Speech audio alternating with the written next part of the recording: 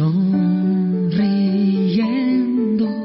despidió a su madre. Iba al sur del Atlántico, el reino no ordenaba. Es que unos salvajes osaron molestar el orden imperial y pagarán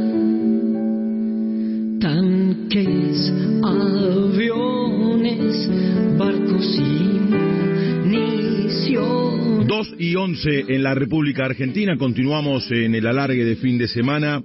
Ayer se cumplieron 40 años del comienzo de la guerra de Malvinas, y en esta trasnoche de Radio La Red vamos a charlar con Javier Dollard.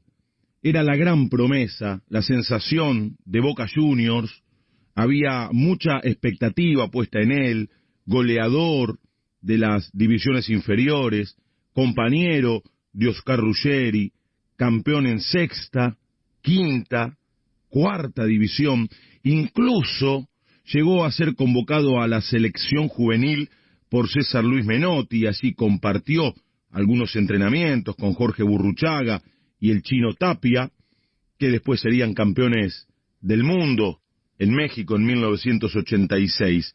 Cuando fue convocado para ir a la guerra en Malvinas, estaba atravesando un gran momento futbolístico en las inferiores de Boca.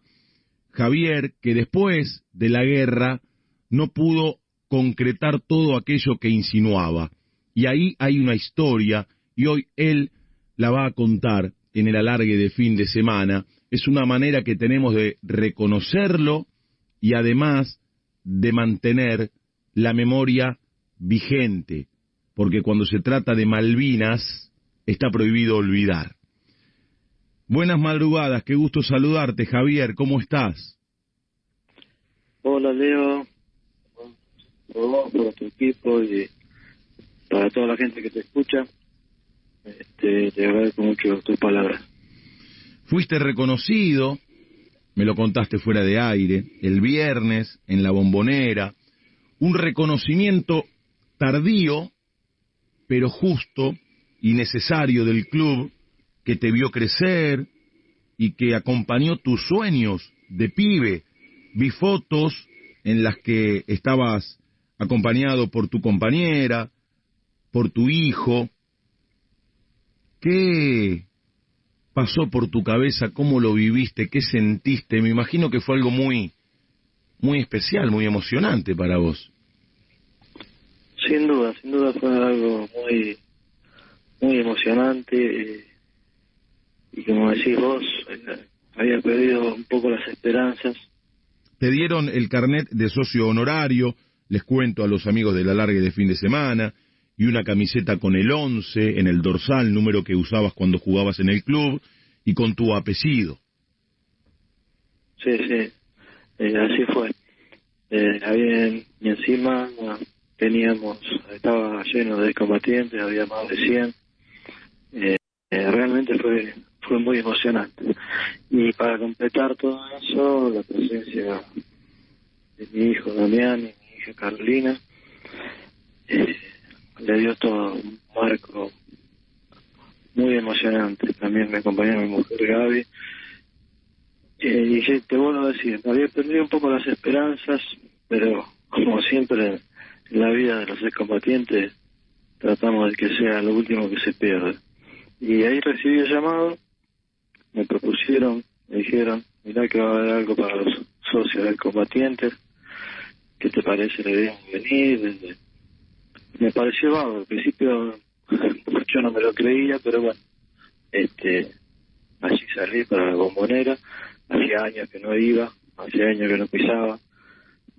Mientras recorría los pasillos le contaba la historia a ellos tres y les decía, por acá caminábamos, por acá, en la época de partido, de primera, de Copa Libertadores, o en algún partido preliminar, nos desplazábamos por esos rincones de ese estadio mítico que sigue manteniendo esa vigencia hoy en día. Así que todo fue emoción y encima reencontrarme con caras conocidas de excombatientes que lucharon a la par. Realmente fue algo muy emocionante y quedó como siempre. Tomamos algún teléfono y para seguir charlando con soldados que yo no tenía idea que estaban tan cerca mío en el lugar de la batalla. Estamos charlando con Javier Dollard, ex combatiente de Malvinas, ex futbolista de Boca. Algo conté en el comienzo de esta charla, pero me gustaría, Javier, que lo puedas contar vos con más detalles. ¿Qué era de tu vida cuando te convocaron para la guerra? Bueno, mira, como todos los combatientes y desde aquella época, el que no trabajaba, estudiaba. En el caso mío, estudiaba y tenía ese sueño grande. Encima, yo soy del interior, de una ciudad del sur de Córdoba, La Bulaye. En esa época no había casi televisión. Y toda la información que recibía del fútbol, era por las revistas, gráficos, goles de esa época. Y el sueño de ver esas fotos de los estadios, de los jugadores, iba coronada, iba acompañada de mi pasión por el fútbol. Y ya en esa época la gente de mi ciudad le decían a los hijos que tenían condiciones para triunfar en el fútbol. Y mi viejo es el día de hoy, lo sigo ponderando y lo sigo, un gesto tan grande como él vivió toda su vida en su ciudad, tenía sus amigos, su familia, y un día dijo, vamos para Buenos Aires porque tenés que triunfar. Y bueno, en el año 77 llegamos a Buenos Aires, conseguí una prueba en Boca, y bueno, y ahí quedé. Y en la época del 82 estaba por arrancar ya la temporada, estábamos preparándonos para la rutina, para los entrenamientos, los ejercicios. Los días martes el profe nos liquidaba, el miércoles hacíamos físico y fútbol, y el jueves se hacía fútbol. Y bueno, un día al regresar a casa nos encontramos noticias de la toma de Malvinas. Con mi viejo charlábamos, en un momento se nos podía pasar por la cabeza que yo estaba de baja en el ejército, había hecho el servicio militar. Ah, ya habías terminado la colimba. Claro, eso fue en el 81. Todo el año 81 más o menos lo había perdido en el club porque me tocó hacer la colimba en la sede de Buenos Aires, pero me era imposible ir a estrenar. Algún fin de semana que pude salir, fui al estadio. Me recuerdo que vi un partido que jugó Diego Maradona creo que era con un equipo de Mar del Plata, y fui a verlo, tuve la suerte de verlo. Pero ese año yo había empezado el proceso, yo le decimos el proceso de alejarme del fútbol sin que pedir cuenta. Y bueno, arrancó lo del 82 y esa convocatoria que llegó a los pocos días de la toma de Malvinas, terminó de concretar ese sueño que estaba. ¿Cómo te enteraste, Javier, de la convocatoria? ¿Te enviaron un telegrama? ¿Te llamaron por teléfono? Sí, vino un soldado a casa, trayendo un telegrama de mi regimiento, donde me convocaban. Y bueno, creo que fue un día jueves, un viernes. Me acuerdo que yo le dije a mi viejo, voy el lunes, y él, viste que en esa época el tema militar era todo un tema. Entonces me dijo, ¿por qué no vas? Anda ahora, porque una de esas te vienen a buscar y te metes preso y todas esas cosas. Entonces ahí agarré mi ropa, me cambié como si fuera a dar una vuelta y sin mirar atrás porque lo iba a ver a él, me fui para Mercedes. Y así, con las caras que había, caras conocidas del servicio militar. Y ya estaban en el momento de distribuir los roles de combate y ya me estaban diciendo en qué lugar iba a ocupar en una probable o posible guerra que realmente no creíamos que fuera a ocurrir. Ah, ¿no creías? ¿Cuándo te diste cuenta que esto iba en serio y que realmente estábamos en guerra? ¿Hubo un hecho, alguna acción en particular, algo que a vos te haya hecho decir, pucha, estamos en guerra? Parecía que no, pero sí. Mira, hasta el último momento, las informaciones que teníamos ya, estando en el regimiento, ya formando parte del regimiento de Mercedes, de la compañía comando a la que yo pertenecía, no teníamos información, no estaban todos los movimientos, teníamos el armamento, teníamos el bolsón portaequipo con todos los implementos que te dan, pero no teníamos la información de que íbamos a ir a algún punto en especial. Hasta la noche del día 12, no recuerdo patente porque eran las 7 de la tarde más o menos, y se hablaba con unos amigos, con mi amigo Walter, y nos dijeron, bueno, hay que abordar los camiones, los Unimog, y en ese momento había muchos soldados los que se quedaban en el regimiento, que querían ir a donde íbamos nosotros, que la información era que íbamos al sur, y muchos se cambiaban, se quedaban haciendo guardia y el otro iba en su lugar. Con Walter nos preguntamos qué hacemos y nos miramos entre los dos y dijimos, vamos, ¿para qué nos vamos a dar una vuelta? Y bueno, nos subimos a Belimón y a las 2 de la mañana estábamos en Palomar, creo que 2:30 ya estábamos arriba de un Boeing sin asientos, acomodándonos con el bolsón portaequipo, la ropa del ejército, y preparándonos para un vuelo que supuestamente era a Río Gallegos. Hasta ahí era la información. ¿Tuviste tiempo de avisarle a tu gente, de avisar en el club, o fue todo de golpe? Fue bastante de golpe, pero en el club se sabían de que me habían convocado, yo avisé, no hubo ningún inconveniente, no hubo ningún problema, me dijeron que vaya, entonces se termine. ¿En qué categoría estabas? ¿En qué categoría estabas, Javier? Y yo ya estaba en 82, ya era cuarta. Cuarta. Porque a fin de año ya teníamos que hacer el primer contrato. Mirá vos, ¿y quién era tu técnico?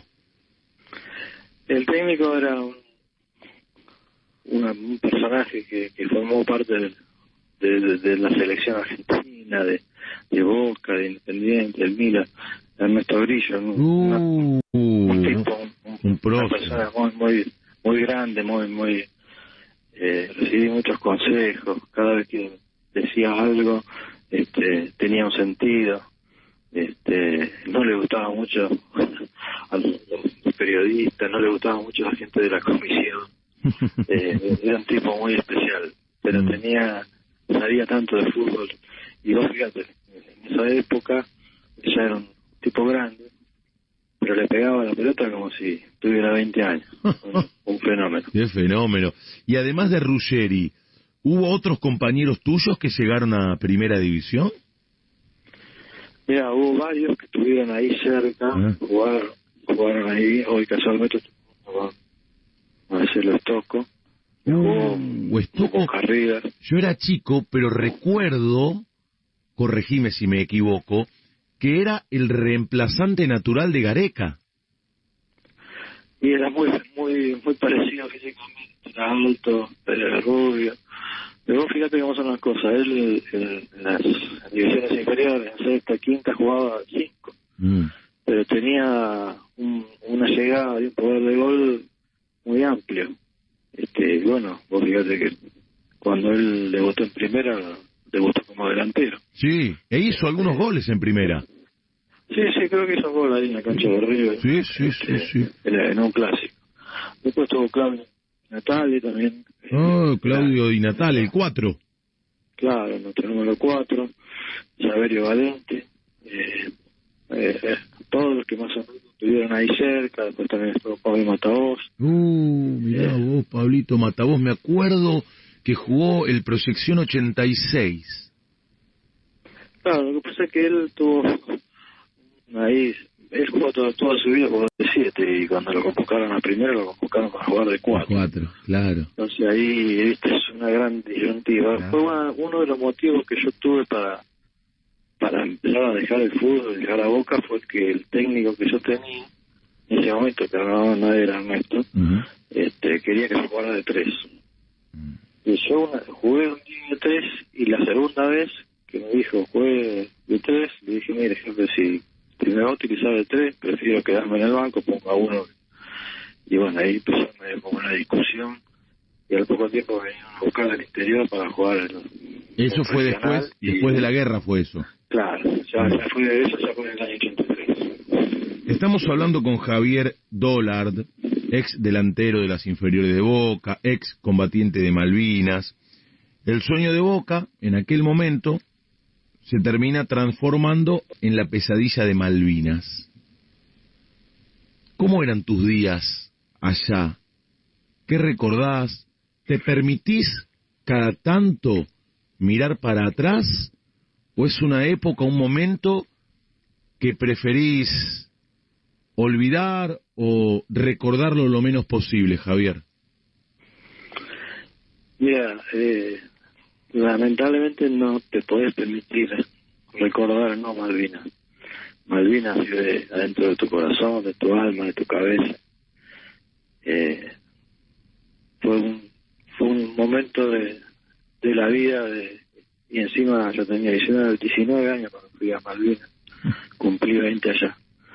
No hay forma de que te levantes un día o que te acuestes sin tener una imagen de los compañeros, de distintos momentos de esos días, que al principio fueron tranquilos, como si fuera una época de servicio militar, hasta que nos dimos cuenta de que realmente la cosa iba para mayor, que realmente Inglaterra estaba viniendo hacia el sur, porque teníamos información de que no iban a venir, de que eso, de que el otro, hasta que la flota estuvo cerca de las islas y cayeron las primeras bombas y nos dimos cuenta de que pasábamos de una película de servicio militar a una película de una guerra inminente, cruel, y no deseada, contra una potencia militar,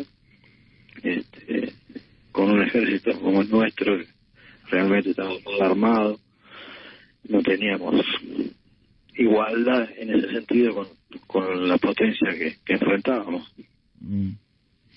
¿Viste morir compañeros tuyos en Malvinas? Lamentablemente sí. Nosotros éramos 18 soldados, entre los oficiales y los que manejábamos 2 morteros pesados. El mortero pesado era realmente un armamento obsoleto.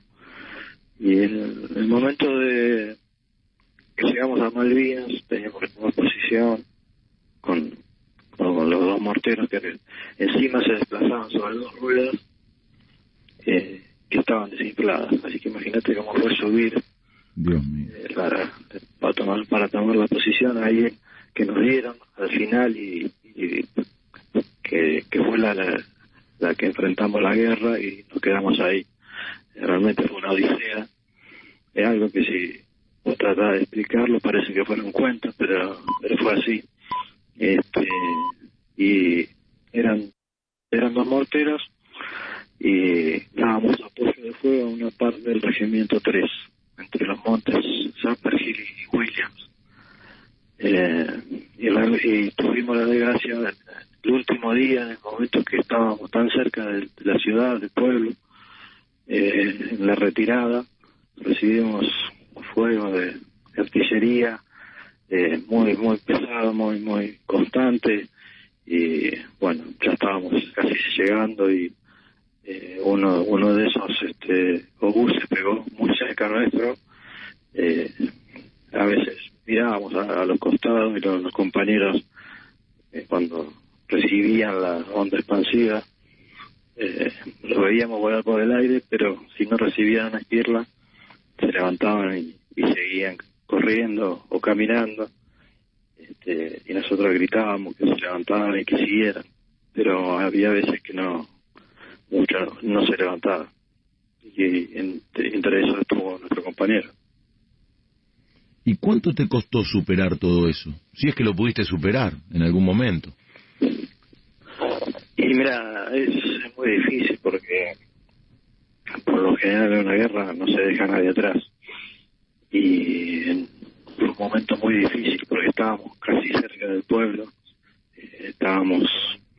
nos habíamos medio como separado, porque traían unas cajas de municiones, y se produjo un caos ahí entre nosotros, entre las órdenes que escuchábamos, y realmente estábamos a la deriva, o sea, no teníamos voz de mando, y bueno, lamentablemente nos dimos cuenta que faltaba alguien, pero ya estábamos ahí en el pueblo. Al rato llegó un jeep que venía desde atrás, levantando todos los cuerpos, y bueno, ahí nos dimos cuenta. Casi al mismo tiempo que se producía la rendición de ustedes, la selección argentina debutaba en el Mundial de España de 1982, claro. Fue derrota contra Bélgica 1-0. ¿Cómo vivieron ese Mundial? ¿Se enteraron de algo o estaban al margen de todo aquello, teniendo en cuenta lo que ustedes estaban viviendo en las Islas Malvinas? Mira, no nos enteramos de nada casi de lo anterior, ¿viste? Como ahora, por ejemplo, que estamos con el tema de qué zona nos tocó y qué equipo, y hacemos los análisis, y todas esas cosas que nos gustan de los mundiales. No recibíamos mucha información. Teníamos una pequeña radio que la única radio que agarraba era Radio Colonia. Y por lo general teníamos y podíamos agarrar algún sonido o algún programa a la noche. Durante el día era muy difícil. Pero ya sobre el final la radio había también desaparecido, así que no. Y bueno, sobre el día 13, fue el día anterior a la rendición. El día 14 ya nos rendimos y ya nos acercamos al pueblo y hablábamos con algunos que estaban ahí en el pueblo que tenían alguna posibilidad de haber escuchado algo, y nos enteramos que había perdido Argentina. Y bueno, después se dio un hecho muy raro que yo siempre lo comento. Habían pasado dos o tres días de estar rendidos, estábamos cerca del aeropuerto, en una posición de espera para ser evacuados. Nos acercaron hacia el pueblo donde nos iban a situar en un depósito a la espera de irnos. Estábamos en una formación a la tarde, mal humor. Lo único que nos mantenía un poco alegre era que todo había terminado. Estábamos camino a casa y de repente desde el fondo de la fila escuchamos a un inglés que cantaba "No llores por mí, Argentina", en inglés, y los ánimos se estaban poniendo un poco caldeados entre los compañeros, hasta que llegué a la altura donde estaba yo, y con mi poco inglés que sabía le hice una pregunta en inglés, y el pibe se sorprendió con todo el personaje de mi edad, y bueno, logré lo que yo quería, que era cantar. Y me hago lo loco de la guerra, de todas estas situaciones extremas. terminamos hablando de Maradona, del fútbol, de un jugador inglés que yo conocía, de verlo por televisión.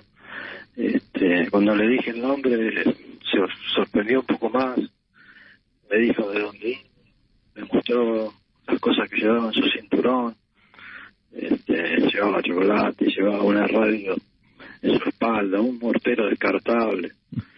Realmente el armamento que llevaba y las condiciones eran tan diferentes a las nuestras, pero bueno, en el medio de una guerra, hablando de fútbol y coincidiendo con que Diego era un fenómeno, y yo le decía, todavía no lo han visto, debe haber sido una premonición o algo.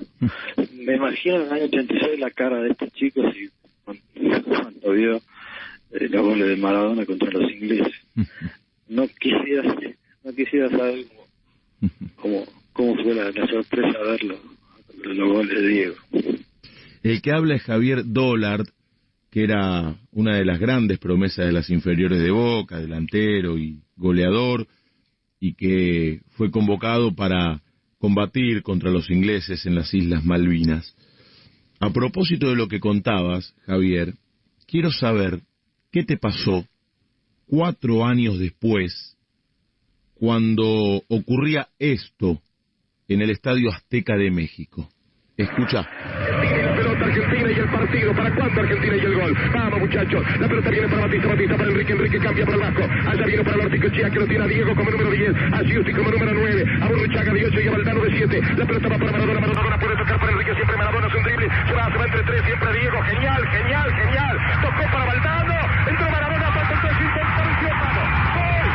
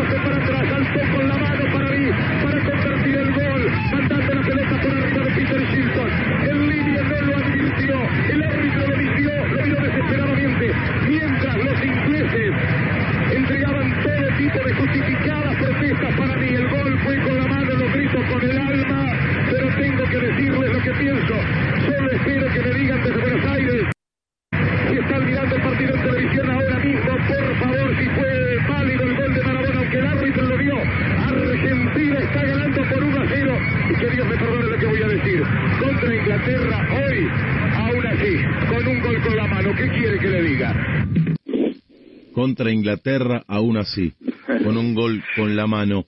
Y no es casual, Javier, que te haya hecho escuchar el gol de la mano de Diego y no el otro, el mejor de todos los tiempos. Me animé a escribir ayer en una historia de Instagram, mostrando la imagen de ese gol, justicia poética. Un gol con la mano a los ladrones de territorios, a los colonizadores del mundo. ¿Qué te pasó con ese gol, con ese partido, 4 años después de la guerra? Bueno, mirá, fue algo muy especial porque realmente yo no me había dado cuenta que había llegado la mano. Cuando viene el último pase y veo que Diego va sobre el arquero,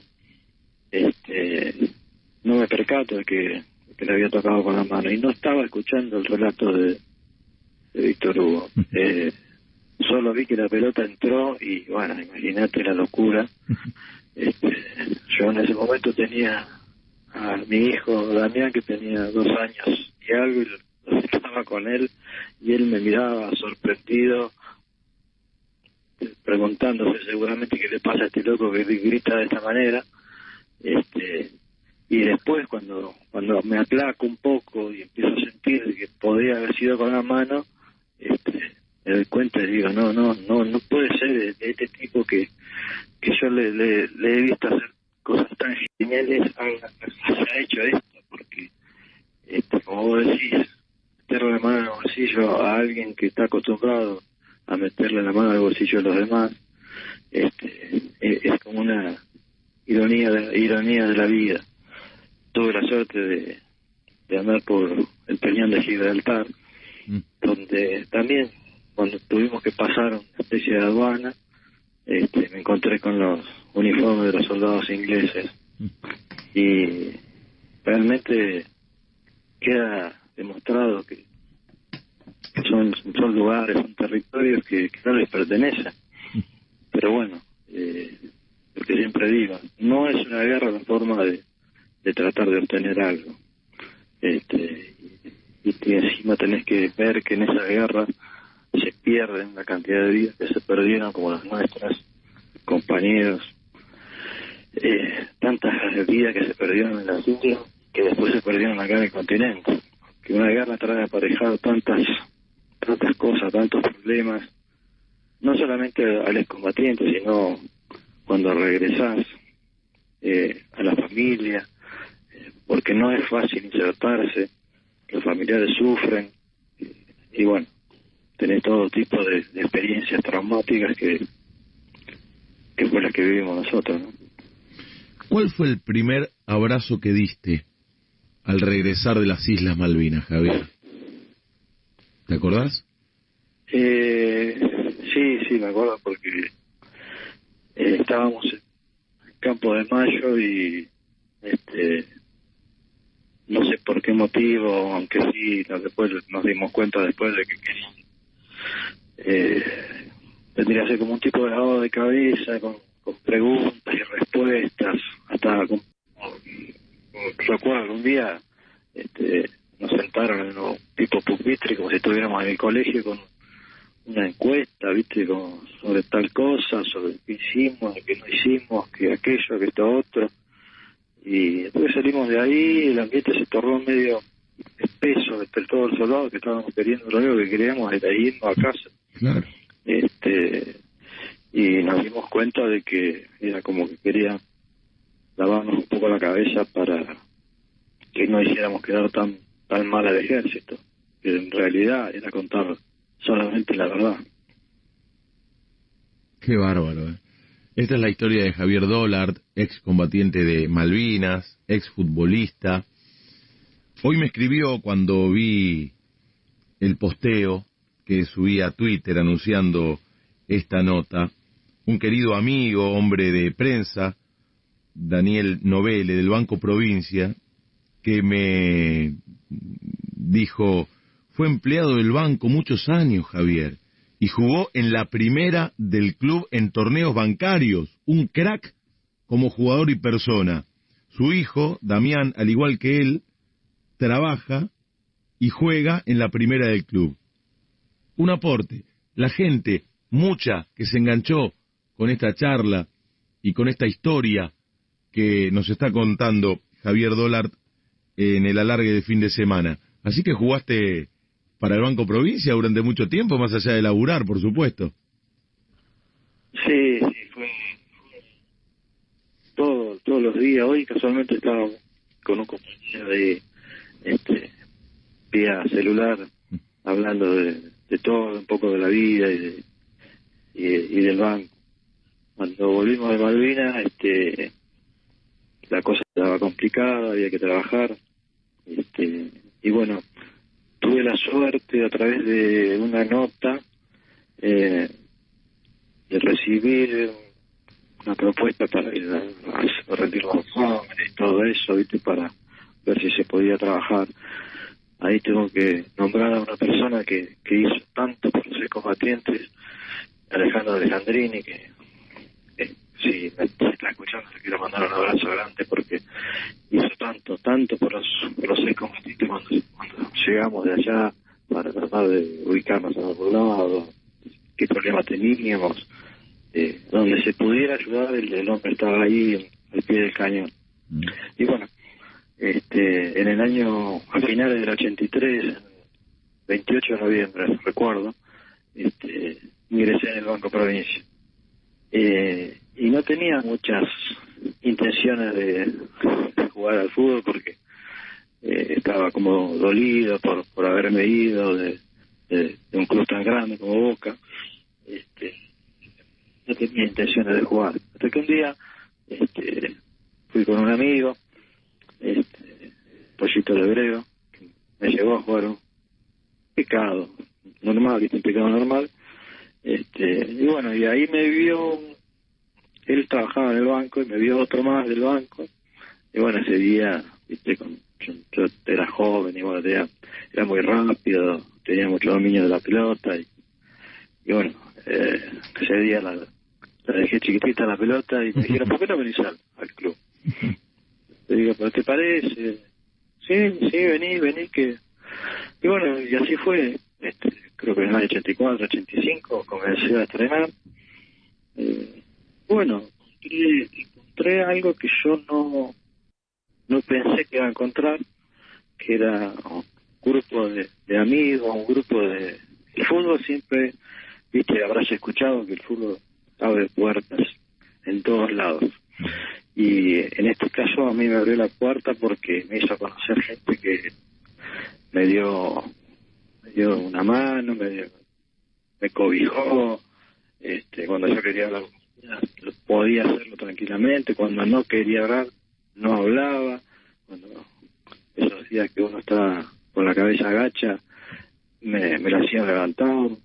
Pero te estoy hablando de mucha gente, El equipo, mira, hubo jugadores que jugaron en Argentina Junior, en Defensores de Belgrano, o sea, teníamos un equipazo, salimos campeones muchos tiempos, muchos años seguidos, y bueno, y a mí me permitió seguir despuntando el vicio con la pelota, y pude hacerlo hasta los 38 años. Y bueno, después, como vos decís, tuve la suerte de poder ayudar a que mi hijo entrara, rindió sus exámenes. Hoy en la actualidad sigue trabajando en el banco y sigue jugando, y por supuesto cuando puedo voy a verlo y siempre tengo el cariño de los compañeros de él, de los compañeros que estuve en aquella época. Cada vez que me ven, un abrazo, el recordatorio de la época del jugador de fútbol, y todo eso contribuye a que uno, la mochila pesada que uno lleva en el corazón, se haga un poco más liviana. Uh-huh. Lo sumamos a Javier Lucy, a esta charla con Javier Dollard, ex combatiente de Malvinas, que nos está abriendo el corazón en esta trasnoche de Radio La Red. Faltan 13 minutos para las 3 de la mañana en la República Argentina. Lucy. Buenas madrugadas, Javier. Una consulta, a ver, te vuelvo un poquito para atrás. Cuando termina la guerra, y me imagino que lo único que quieren es agradecer de estar vivos y poder volver. Vos nos contabas que no tenías mucha información de qué era lo que pasaba en el continente. ¿Con qué pensabas que te ibas a encontrar? ¿Con qué te encontraste, digo, socialmente? Mira, es un tema bastante álgido, bastante complicado, porque no solamente es volver y tratar de insertarse en la sociedad, en la familia. Cuando yo estaba en Malvinas, el sueño de volver era algo de cada momento, de cada momento que teníamos de tranquilidad, entre comillas, soñar con volver. Y no solamente era volver a casa, a los viejos, a la novia de esa época, a los amigos, era ver cómo la sociedad nos iba a recibir, cómo íbamos a poder arrancar. Y realmente teníamos la cabeza bastante quemada. Yo tuve mucho tiempo se me cruzaba por la cabeza no volver a casa, no volver a mi familia, para no volver a causarles tantos dolores, tanta tristeza, lo que significa que un familiar esté en una guerra. Son cosas que con el tiempo tenés que ir trabajando. Después que llegué y me inserté en mi familia, tenía mucho miedo de que se volviera a repetir la historia. Nos duró, a mí en mi caso, me duró varios años. Teníamos miedo tenía miedo de salir a la calle y ver a la gente que nos pudiera rechazar. Pero ya te digo, el tema del trabajo, de la familia, todo eso, que formamos una familia muy joven, En el año 84 nació mi primer hijo, 7, nació mi segunda hija, que hoy es psicóloga y tiene una relación muy especial conmigo, como mi hijo. Todo eso ayudó para que esas ideas terribles, pensar que uno se quiere ir del país es una idea terrible, me duró varios años. Y lamentablemente no se podía tratar. Una vez en el banco tuvimos la posibilidad de charlar con 12 combatientes de Vietnam que se habían dedicado a la psicología y nos preguntaban si habíamos tenido alguna ayuda en ese sentido, y tuvimos que decirle que no, porque no había gente preparada, especializada en estrés postraumático. Así que pasaron muchos años hasta que la gente que lo necesitó lo pudo hacer.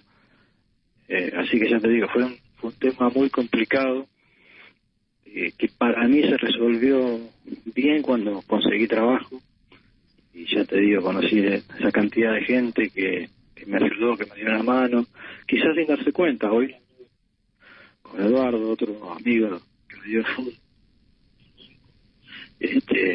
y yo les decía, ustedes no tienen ni idea la mano que me dieron a mí sin darse cuenta. El solo hecho de estar en el vestuario y cambiarnos y meternos en la cancha y hacer un gol y festejarlo y hablar de Boca y hablar de River y todas esas historias que hicieron que uno lentamente se le empezaran a ir esas ideas que a veces te ponían mal, porque pensar en irte del lugar donde vos naciste es muy, muy difícil.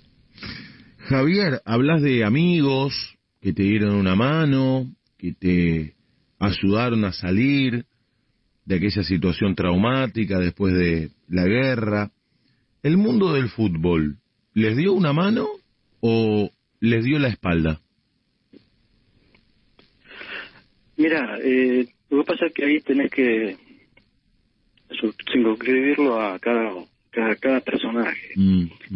Hoy hablé con 3 chicos que también volvieron y de distintos clubes, San Lorenzo, Los Andes, el taller de Remedio Escalada, cada cual quiso volver a su club y en algunos casos se complicó. Hubo un caso que le habían prometido un rato y cuando llegó no se lo hicieron, y son cosas que duelen muchísimo, más ya te digo el caso como volvíamos nosotros. En mi caso personal, Boca me hizo el primer contrato cuando pensé que no me lo iba a hacer, porque ya te digo, en el 81 yo no había podido ser regular en el tema entrenamiento y todo lo demás, y en el 82, bueno, tardé 3-4 meses en ponerme en estado. Cuando yo volví de Malvinas, estaba más flaco, el estado físico era bastante deplorable, había tenido pérdida de piezas dentales, de pedazos, o sea, tuve que arreglarme la dentadura, todos temas que complicaban el desarrollo de un deportista de ese nivel, porque claro. Es otro nivel. Claro. Y bueno, llegó el momento de que me avisan de que me hacen el primer contrato y realmente me dieron una mano. Después, bueno, esas cosas de la vida, uno puede triunfar o no, me tuve que ir del club y dejé el fútbol, hasta que luego lo volvieron a tomar en el banco, pero en ese sentido Boca se portó bien. Estamos charlando con Javier Dollard, ex combatiente de Malvinas. ¿Volviste a pisar las islas? No. ¿Te gustaría? ¿Te gustaría? Como para cerrar. No. Muchos chicos volvieron y me dijeron, tenés que ir. De esos 18 que éramos nosotros, volvieron varios y bueno, tengo fotos, pero no porque todo lo que yo creo que todos los lugares tienen un tiempo y un espacio en la vida, y yo ya estuve en Malvinas. Estuve en Malvinas, quedó una parte de mí allá, así que no tengo por qué volver y recordar cosas que duelen. Lo que sí siempre recuerdo y volvería es para llevarles una oración a los compañeros que cayeron allá. Todos hablamos de héroes cuando nos referimos a ustedes.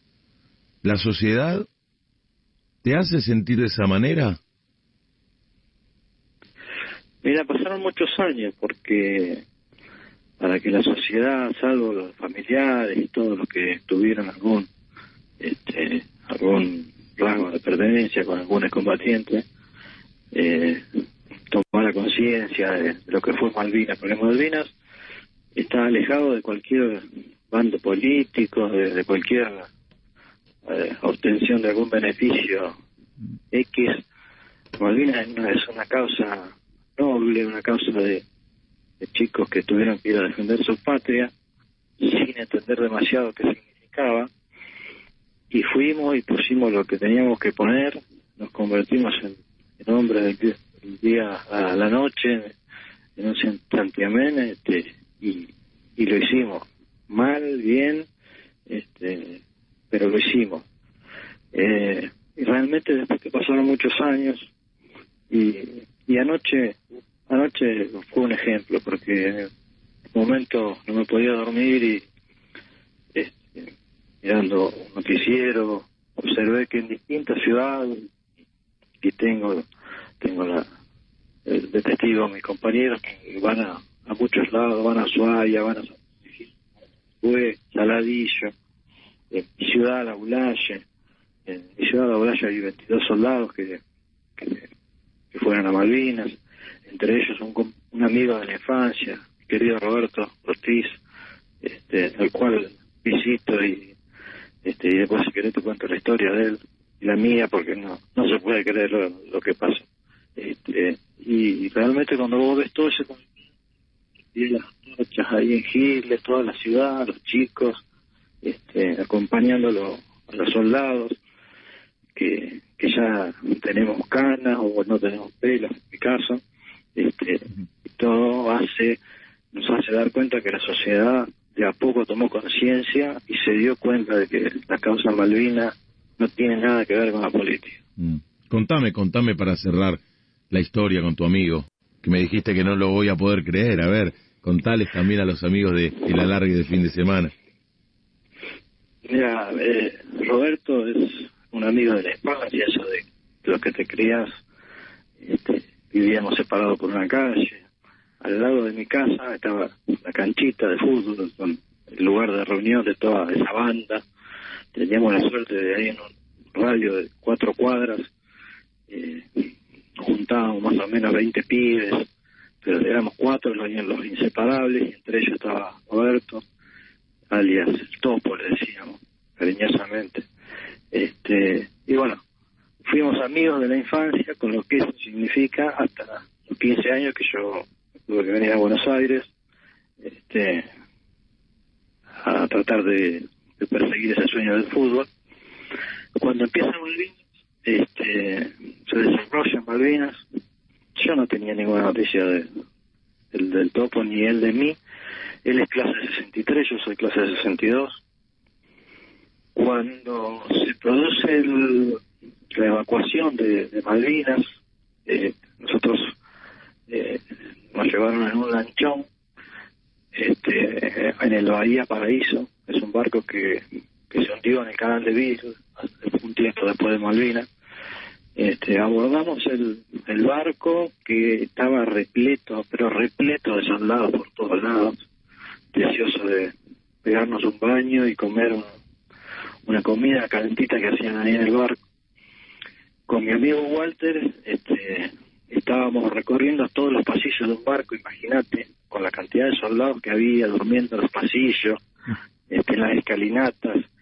Abrimos una puerta porque estábamos yendo hacia abajo del barco, y cuando abro la puerta me encuentro con un soldado de frente, con nuestros trajes sucios y bueno, y ese soldado era Roberto.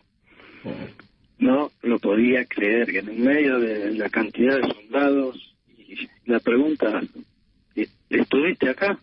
Él a mí y yo a él, no teníamos información, ni de uno ni del otro. Y bueno, lo primero que hizo fue pedirme un cigarro, porque fumador empedernido, no hay forma de sacarle el cigarro de la boca el día de hoy. Y bueno, al otro día lo volví a encontrar, le conseguí unos cigarrillos, y siempre contamos cuando nos fuimos ahí en nuestra ciudad, en La Olaya, esta historia tan hermosa que te da la vida, que te da sorpresa, que te da en medio de una guerra, de toda esta situación, un encuentro con un amigo de la infancia.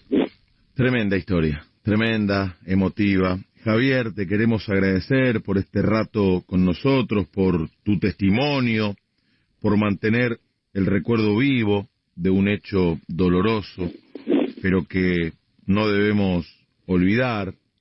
Javier Dollard, lo contaba yo en el comienzo de esta charla, el viernes fue reconocido en La Bombonera, le dieron el carnet de socio honorario y una camiseta con el número 11 que él utilizaba cuando jugaba en las inferiores de Boca, y con su apellido estuvo el presidente en ese acto, el presidente del club, Jorge Amor Ameal, Javier Dollard, que hoy nos contó su historia, que de alguna manera es la historia de todos nosotros, la historia de un país que sigue reclamando por lo que es suyo, por esas Islas Malvinas, tan lejos geográficamente, pero tan cerca desde el sentimiento de todo un país, que las quiere y las reclama porque son nuestras. Javier, de corazón, muchas gracias. Te mando un gran abrazo. Bueno, muchas gracias, Leo. Te mando un gran abrazo a vos, a tu equipo, a la audiencia, y sí, decir que la causa Malvinas no tiene que terminar, tenemos que seguir luchando para que la bandera nuestra vuelva a flamear en esas islas que están regadas con la sangre de nuestros compañeros. Yo le decía a mis hijos el otro día que cuando yo ya no esté, ellos tienen que tomar la bandera, mi querido nieto Valentino, que tengo el sábado que viene es su cumpleaños, y que le transmitan a todas las generaciones que siguen lo que fue Malvinas, lo que hizo su padre, lo que hicieron los demás muchachos. Le mando un gran abrazo y cuando quieras sabrás dónde encontrarme. Abrazo grande, Javier, que sigas bien. Abrazo, hermano. Javier Dollard, ex combatiente de Malvinas, era la promesa de las inferiores de Boca, y de repente la guerra le cambió la vida. Una historia que nos contó, que nos conmovió y que nos ayuda a mantener vigente la memoria en esta fecha tan especial para todos los argentinos. 3 minutos pasaron de las 3 de la mañana.